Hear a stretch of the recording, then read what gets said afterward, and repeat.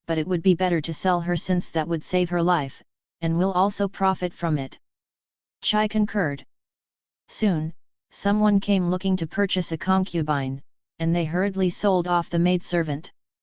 Jin blamed her husband for not informing her of his intentions, and became even more angry with Xiao, verbally abusing her with increasing malevolence.